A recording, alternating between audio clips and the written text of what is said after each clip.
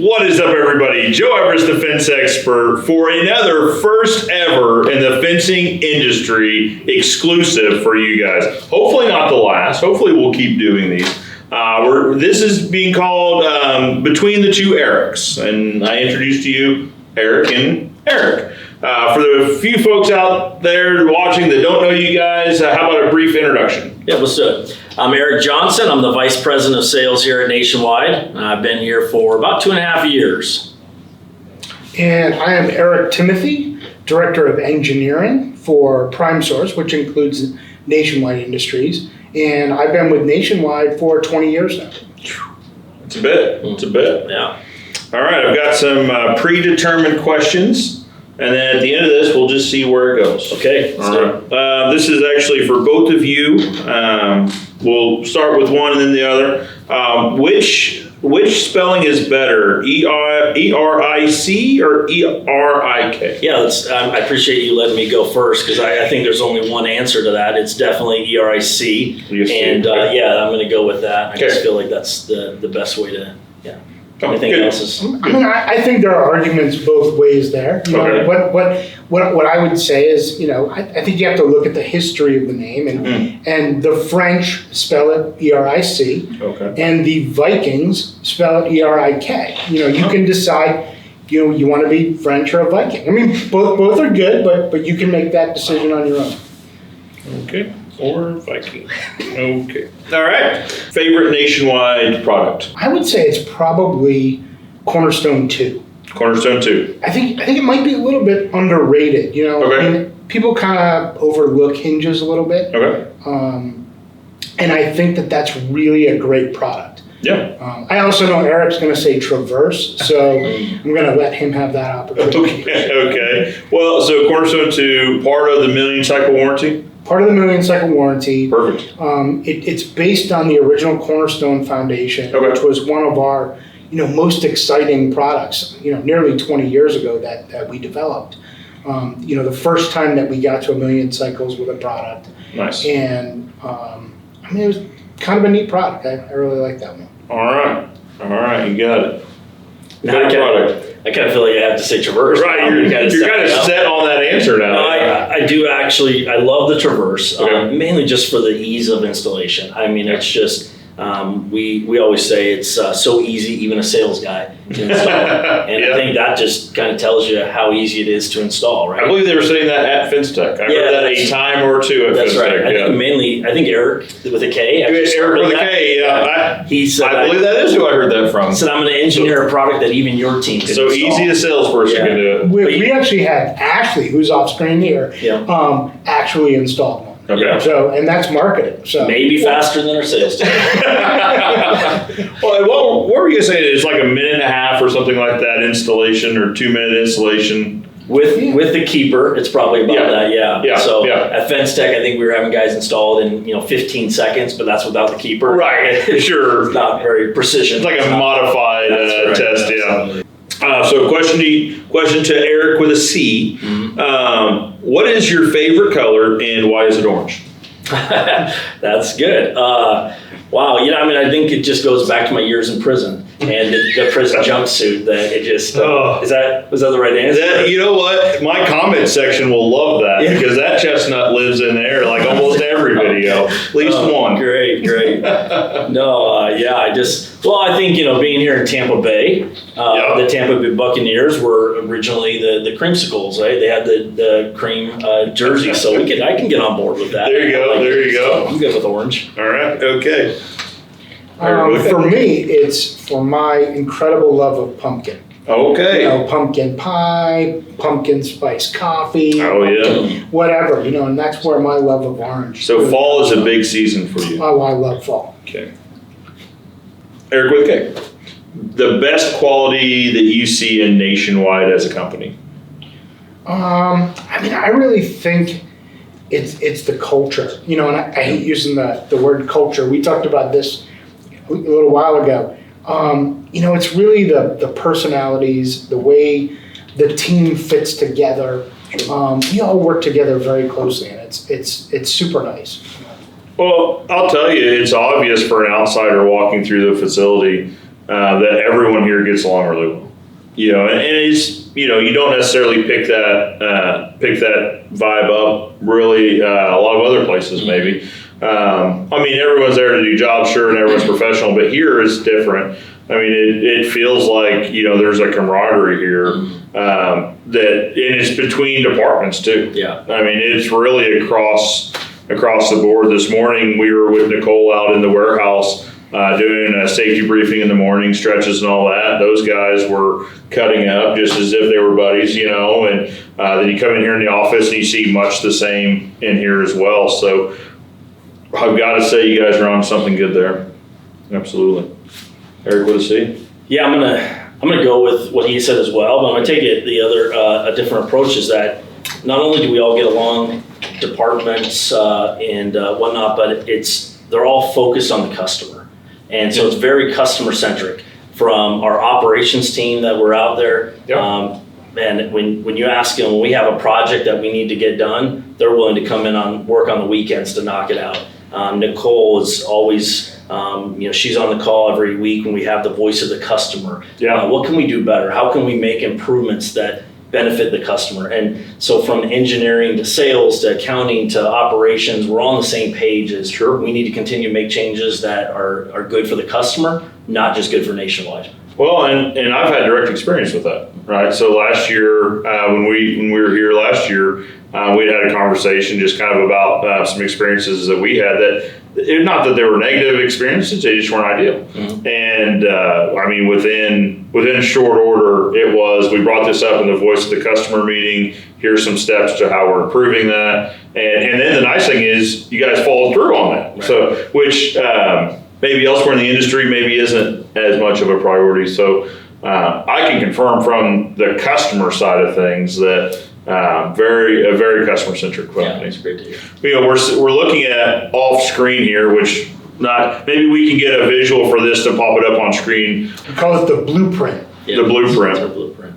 So, but one of the things on there is we help, and then each other, but also our customers and our business. Mm-hmm. Right. So one of the top three ideals is going to be we help our customers, and then we help them through working hard, working smart, working fast.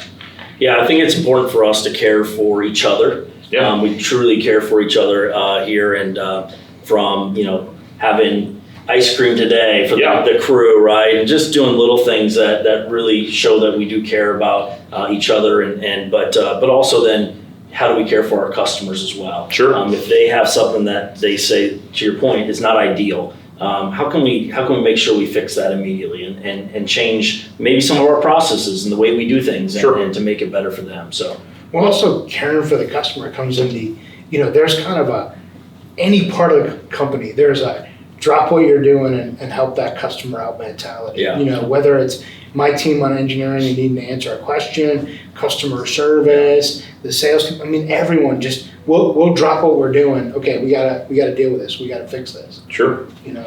Well, and I think that's one of your guys' key to success, right? That from my perspective, from a client customer perspective, that answers they always come quickly. We did a video earlier with Rich talking about the order process, that orders are always smooth and quick, that really every step of the process from our perspective is easy and it's fast.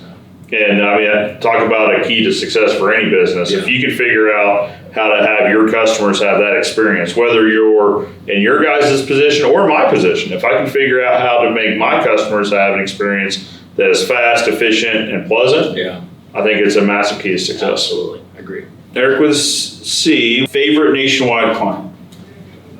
Oh, wow. There's so many, but I do have one client who's a major influencer. Oh. And social media influencer. I bet he loves that term. He does love that term. So it's Joe Everest. I met him. Oh, okay. I've heard of this fellow. Okay. Big time. And so he definitely lists. Yeah, he's definitely on one of my favorites. I'll just write that right here, Joe Everest. All right. We talked about this maybe a little bit, or maybe you brought this up, but is there a product in the Nationwide line that you feel doesn't get maybe enough recognition. Yeah, actually, I think gate bumpers are really underutilized. That's NW6186 for those of you writing up your orders. Okay, all right. So, when a gate closes, you never really put the latch dead center of your of your gate. Yeah. It's always, typically a little bit higher than center. One of the things that happens when it's off center is as that gate closes, you'll get a twisting, a little bit of a racking in your gate. That makes sense. When that happens, you actually, if you have mechanical or welded corners, in vinyl, or really even in wood where you have it fastened, you'll start to loosen up those corners, and eventually it will lead to sag and deterioration of your gate. That slamming also, puts a lot of stress on the hardware, and bumpers, things like that. Yeah. So the gate bumpers, you would mount kind of lower on the gate. Makes sense. And as the gate closes, there's now 2 points of contact, the strike bar and the bumper, which keeps that rotation from happening. So it's really going to increase the longevity of your gate and the hardware on it. Got it. Gate bumper. Gate bumper. We'll go back to Eric K with this one because I asked you the last one of these type of questions. Okay. Eric, what is your favorite fencing-related YouTube channel or podcast? I would say that would be probably the Joe Everest, fence expert. I've heard of him. I think that's the best. Fence expert? That's quite a title he gives himself. Huh? Well, he's pretty good. I'll have to check him out. Okay. Yeah, I think I'm going to go with Eric's politically correct answer before. I don't have favorites. I like them all. They're all amazing. And, so is that fair enough? Right? Fair enough. Yep. I just have influencers. Good. We love that. No, there's a lot of good channels out there. I just want to try to paint you guys in a corner there a little bit. So yeah. All right. So Dan Wheeler, if you're watching, just make sure it's. But no, seriously, if you guys are into fencing related content, there's a lot of great shows out there. You should definitely check them out. Although we know Eric with a K favors this Joe Everest fellow. Well, the rest of you didn't bring me on. No, that's true. That's true. Fair enough. And after this, they'll bring me there.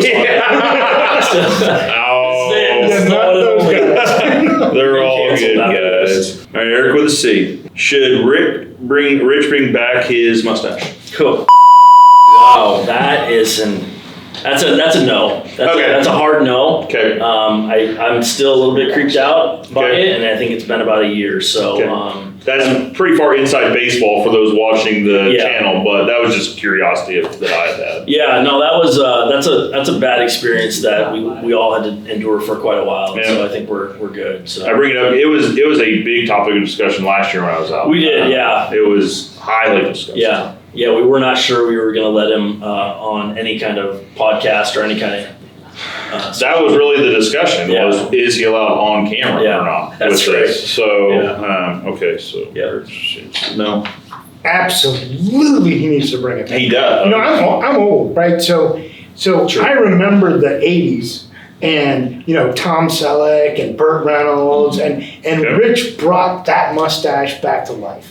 And I absolutely think it needs to come back. Gotcha. Just like bell-bottom jeans. Yep. Maybe he can wear some of those with his mustache. All right. Just bringing back all the hits. All right. Well, unsettled. I'll leave that one unsettled. It's really Rich's call at this point, I would say. He did sell his early 90s Camaro, though, so I'm not sure, though. Yeah, I think that had to go. The mustache had to go with the Camaro, so. Unfortunate. All right, guys, this is really a conversation for both of you, and this is where we'll wrap up unless we've got something else to talk about afterwards. But kind of in corporate environments in general, and so to reiterate the introductions, we've got sales and then we've got engineering. In some corporate environments, you see sales and engineering may not, I don't want to say get along, but they might not integrate that well, right? They might be siloed apart from each other a little bit. Obviously not the case here. Just walking around and just kind of watching interactions, both of your guys' teams seem to integrate really well together, work together What do you guys attribute to just that maybe difference in outlook of what has brought sales together with engineering? I'll let you start. Well, I mean, I think there's really two parts to that. I mean, one, we talked about culture before, and really not so much culture, but really the hiring of people and bringing people in that have a personality fit. And part of what we're looking at is people who get along and Sure. can get along with other different departments. I think the second part goes back quite a long time. I mean, we look back, I've been with the company 20 years, and I had been at companies where there was a lot of kind of infighting between engineering and sales. And the sales guy at the time, the VP of sales at the time, and myself had lots of talks about that, about how do we integrate these teams better and build better communication. And it really came right from the top. The two of us showing that we can work together, and both of us, working with our teams to get better. Now, when he retired, and Erik came in, I was absolutely excited over the fact that he fit in perfect into that. He understood, he could see that we had a true team that got along really well, and brings that respect in for my group, and could see my group had a respect for his group, and it's just been a great continuation of that long-standing great relationship. Let's touch on something real quick. So you've talked about culture, and you've talked about hiring for personality a couple times. Would you say obviously that comes out in the interview process, right? So would you say your interviews that you're a part of maybe look more like a qualifications and certifications type run through or walk through, or is it more of just of that personality fit of figuring out who this person is and would they be a fit with the team? I mean, I think generally to get you in the door and sitting down in front of me, you have to have the qualifications, and we're going to look at that and make sure that you have the capabilities to do everything. When you get in the door and you're sitting down in front of me, and you're also going to have to sit in front of Erik. Sure. Sure. That's when we're really going to look and see how you fit within the organization, how you deal with others. I mean, think about it. You meet people every day, Sure. right? And I don't know about you, but I generally get along with most everybody. But there are some people that I meet that I go, okay, yeah, I'd like to hang out with this guy, maybe have a beer, whatever, and then there's some people I'm like, oh, okay, they're nice enough, but probably not someone I'd really hang out with. Okay, well, I'd rather have the person I'm going to hang out with. I mean, you're at work a long time. you spend a lot of hours in the office. It's great to have people that you can really get along with in the office. I mean, they have to have the skills. Sure. But to have people that you really get along with around you makes it so much easier. I'll ask you your opinion on that as well. So during interviews, how does that look like? I guess what I'm asking is, one for myself and two for everyone watching at home. So what advice would you give someone maybe for hiring for fit and culture rather than just hiring for qualifications? Yeah. No, I think it for every job it's a little bit different, right? But for sure you need the aptitude. They have to understand what we do and why we do it. But hiring for attitude is almost as important, right? If you get someone who's really smart, really understands the industry, but can't get along with anybody, that's really tough. I mean, Sure. It becomes a cancer to your team, and it can affect members outside of the team as well, working with interdepartments and whatnot. So I think it's important that we have, smart people on the team. Erik always says you got to hire smart people, right? Yeah. Hire smart people around you, but you also have to have the right attitude as well, and Sure. and understand that we're going to add to the culture here. We're going to continue this, that people before me has started, where they have really, like Erik was saying, they have really good relationships interdepartment, and we're going to keep that going. So yeah, having the right attitude makes a difference. Nice. Well, and I've got to think it helps that everyone here is under the same roof. Mm-hmm. Really, more or less in the same room. This is basically one big room rather than maybe like a series of offices. Right. I've got to think that helps. Oh, definitely. Because I see a lot of, just in today's walking through, and last year when I was here walking through, there's a lot of just interdepartment conversations going on that has to be good. I mean, obviously it's good for communication. Right. Making sure that the message is passed quickly and efficiently. Well, if you look at just where Eric and I sit, right? So Eric sits, his office is more in engineering. Yeah. My office is more in, the inside sales and customer service area. Yeah. So it puts both of us much closer to a different group. So Sure. it makes interaction very, very easy. Well, and I think that's important that everyone's in the same space and kind of there's not really a clearly defined area for.